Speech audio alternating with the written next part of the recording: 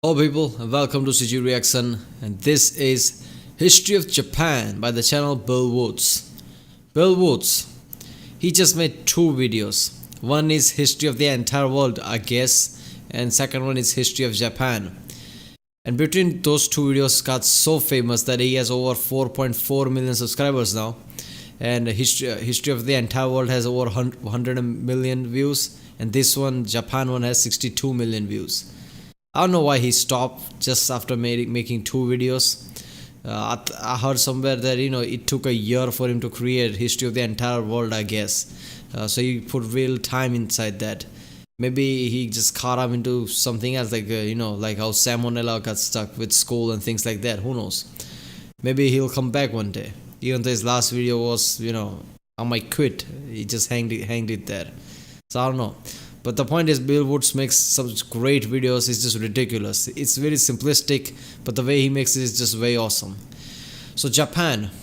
I remember one time I was reading something about China, and it brought me this information that Japan was first inhabited by humans, I think 35 or so thousand years ago, by mainland Asia, so maybe China or something like that. Japan basically has one main religion, Shintoism, that is prehistoric religion, and other came later is Buddhism, obviously. Japan has had an emperor. I don't know Japan has emperor today. I think they have, but it's like Britain, they have no power. In the past, Japan had emperors. They employed samurais. One day samurais got so powerful that they overthrew the emperor and became had the power over entire Japan and created a shogunate. I know that too, but so far that's where my knowledge ends. Today obviously Japan is one of the biggest countries in the world. Tokyo is the largest city in the world. There are two mechanical and engineering marvel countries. It's Germany and Japan. If you buy something from Germany, it's awesome. If you buy something from Japan, it's awesome. It's impeccable. Japan's bullet trains are extremely accurate. Even if they're just a few minutes late, they give you free ride, and apparently give you some kind of letter to give to your boss. Why were you late? It explains that. They're so damn punctual. That's just ridiculous when I see it. I live in India, so obviously I know how late things can get. And in Japan, just 2-3 minutes and they just give you letter and free ticket. How punctual they are. Alright, so let's watch this video. Japan is an island by the sea filled with volcanoes, and it's beautiful. In the year -1 billion, Japan might not have been here.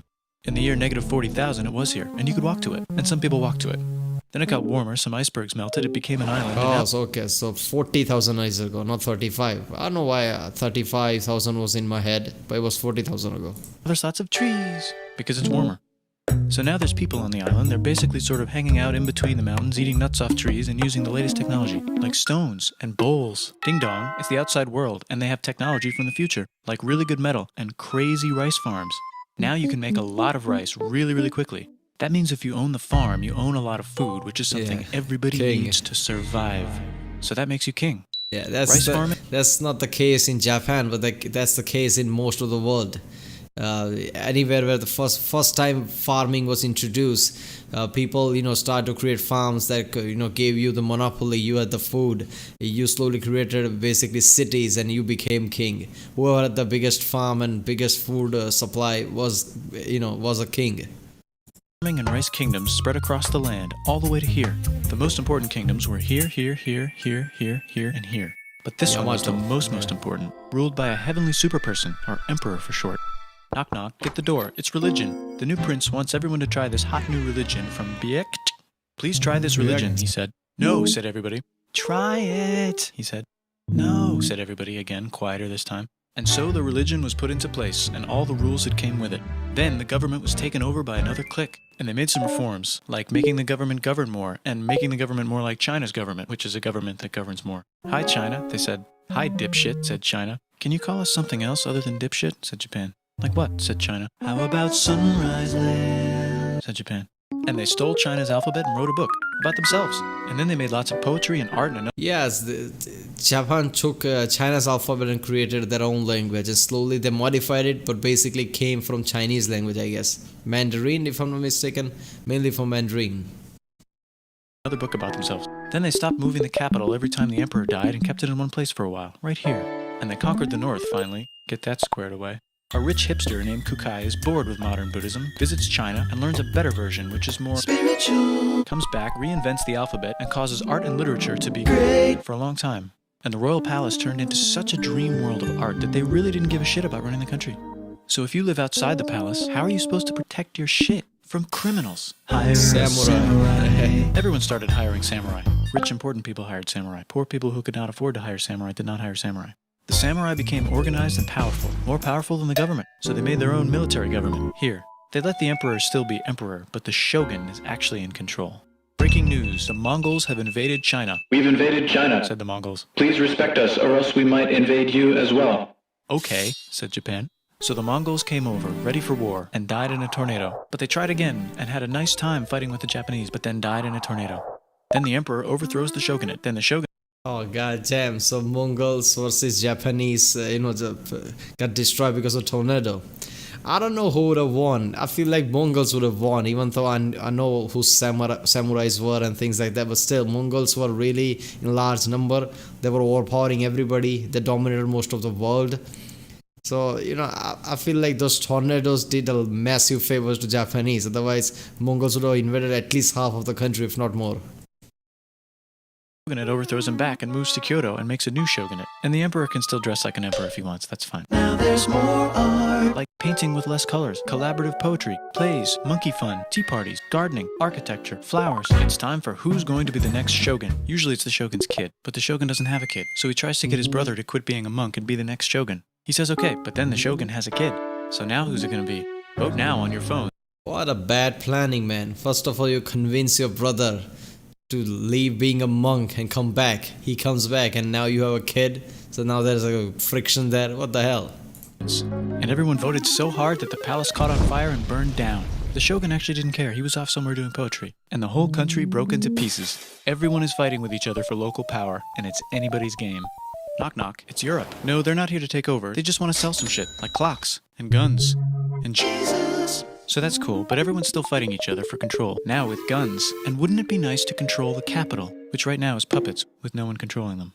This clan is ready to make a run for it, but first they have to trample this smaller clan, which is in the way. Surprise, the smaller clan wins, and the leader of that clan steals the idea of invading the capital and invades the capital. And it goes very well. He's about halfway through conquering Japan when someone who works for him kills him, and then someone else who works for him kills them, and that guy finishes conquering Japan. And then he confiscated everybody's swords, and made some rules. And now I'm going to invade Korea, and then hopefully China, he said, and failed, and also died. But before he died, he told these 5 guys to take care of his 5-year-old son until he's old enough to be the next ruler of Japan. Yeah, sure. And the 5 guys said, yeah, right, it's not going to be this kid, it's going to be one of us, because we're grown-ups. And it's probably going to be this guy, who happens to be way more rich and powerful than the others. A lot of people support him, but a lot of people support not supporting him. They have a fight, and he wins, and starts a new government, right here. And he still lets the emperor dress like an emperor, and have very nice things. But don't get confused, this is the new government, and they are very strict. So they have to show the people that, everything's stable, because people would rally if they just left and right overthrow emperor. So it's just for show. So they have to keep emperor there, so people don't just revolt left and right. Strict, they closed the country. No one can leave, and no one can come in. Except for the Dutch, if they want to buy and sell shit, but they have to do it right here. Now that the entire country was not at war with itself, the population increased a lot. Business increased, schools were built, roads were built, everyone learned to read, books were published, there was poetry, plays, sexy times, puppet shows, and Dutch studies. People started to study European science from books they bought from the Dutch. We're talking geography, skeletons, physics, chemistry, astronomy, and maybe even electricity. Over time, the economic and cultural prosperity began to gradually slow down. Knock knock.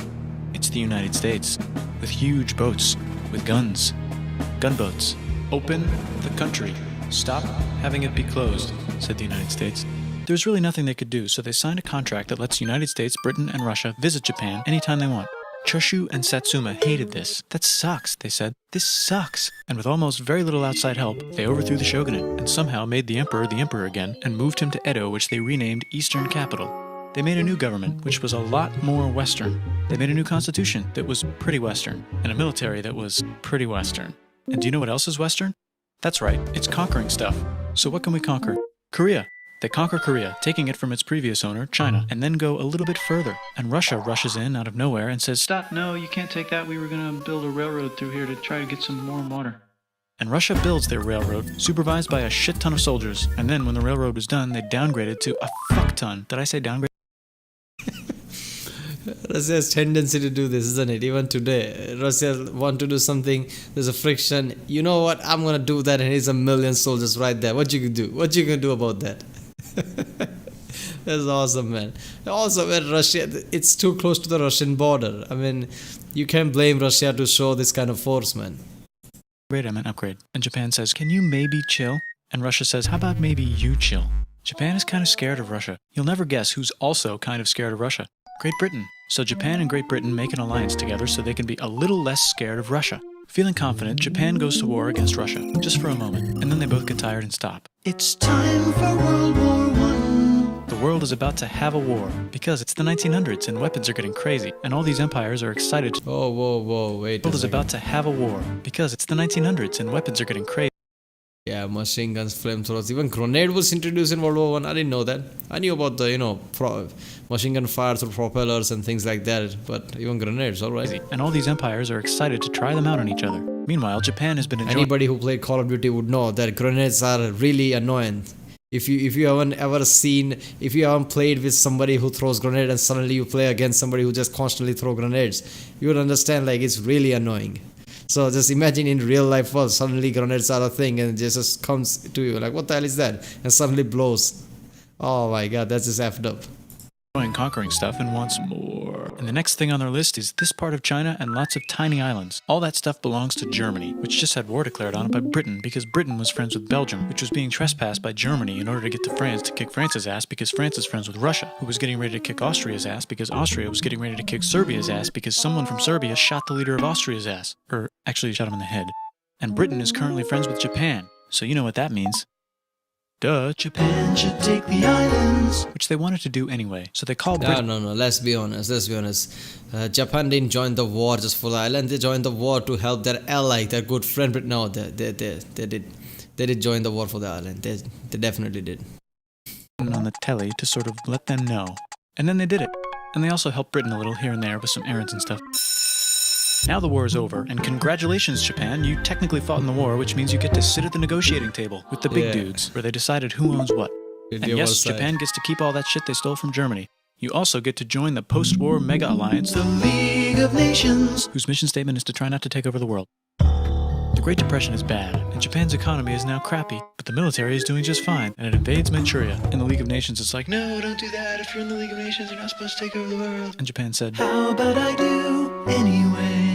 And Japan invaded more and more and more and more of China, and was planning to invade the entire East. You've got mail. It's from Germany, the new leader of Germany. He has a cool mustache, and he's trying to take over the world and needs friends. This also got forwarded to Italy. They all decided to be friends because they had so much in common. It's time for World War II. Germany is invading the neighbors. Then they invade the neighbors' neighbors. Then the neighbors' neighbors' neighbors, who happened to be Britain, said, holy shit. And the United States started helping Britain because they are good friends, and started not helping Japan because they're friends and our friends are not friends. Plus they're planning on invading the entire ocean. The United States is also working on a large, very huge bomb, bigger than any other bomb, ever, just in case. But they still haven't joined the war. War looks bad on TV, and the United States is really starting to care about their image. But then Japan spits on them in Hawaii and challenges them to war. And they say yes. And then Germany, as a symbol of friendship, declares war on the United States also. So the United States goes to war in Europe, and they help the gang chase Germany back into Germany. And they also start chasing Japan back into Japan. I guess Japan's, taking over islands were getting too close to the United States because US also has Hawaii under them. And they were getting really close to Hawaii, so it was becoming a threat already. And they haven't used the bomb yet and are curious to see if it works, so they drop it on Japan. Oh, they actually dropped two. I never understand that. Why did they drop two bombs? Wouldn't have one just would have done the trick? Like there, the bomb. You're screwed, now stop fighting. Why did they drop two bombs?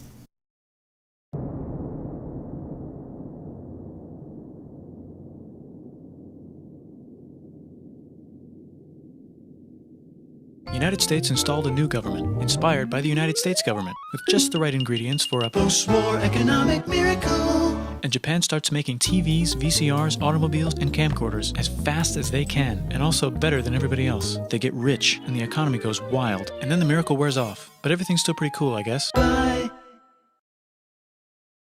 Miracle wore off. Their economy is still booming, and they are one of the most powerful nations in the world.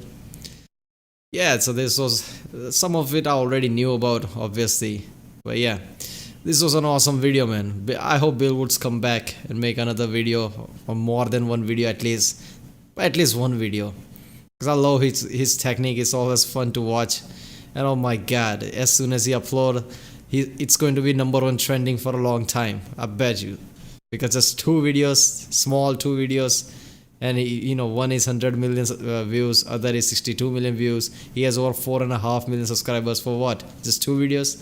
So imagine if you upload the third video now, it's gonna be trending #1 for a long time. Alright people, if you like my reaction, don't forget to like and subscribe. Check out the description for more videos, or check the end cards, and I'll see you next time.